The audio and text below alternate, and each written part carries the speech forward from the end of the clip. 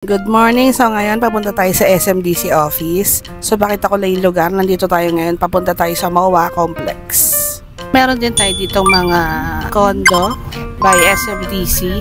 Yung ICE Tower, malapit dito sa MOA. Maganda sa MOA kasi business district. Marami siya mga 5-star hotels.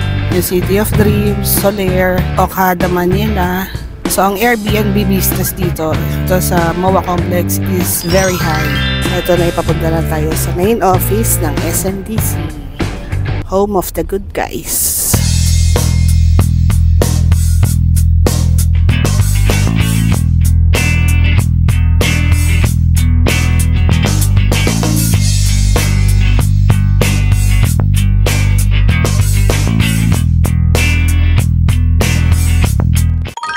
Good afternoon! So nandito tayo ngayon sa Pasay, sa 2 Ecom Center, Bayshore Avenue. Nandito tayo sa parking. Andun din yung entrance ng parking. So pwede kayo mag-park dito kung may dala kayong sasakyan. Tapos ito yung pinaka-building niya. So ito yung lugar niya. Ayan, para makita niyo yung lugar pag nagbiyahe kayo. Ayan, so ito yung pinaka-building niya. Papasok tayo dyan. Doon tayo sa 14th floor. Let's go! Punta tayo sa customer service.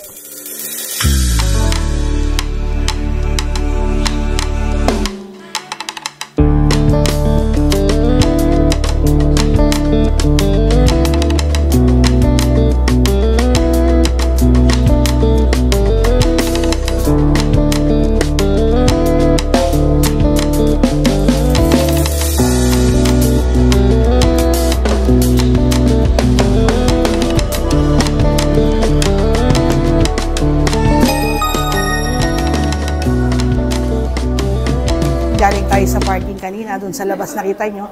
So, ito na yung 14th floor. So, ito na yung pinaka-office ng SMDC. So, pasok tayo.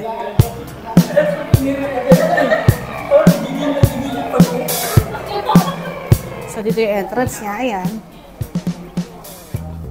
So, dito pinaprocess yung mga documentation nyo, yung mga papers nyo, yung mga reservation. So, yung mga HRB doon, MRB doon din sa kabila. Tapos yung mga eco homes dito, pinaprocess yung mga documents niya. Ito yung pantry. May pantry pa tayo dyan. Ayan. Pinapakita ko sa inyo, ito yung pinaka-offices namin. Dito inaasikaso yung mga documents nyo, yung mga reservation nyo,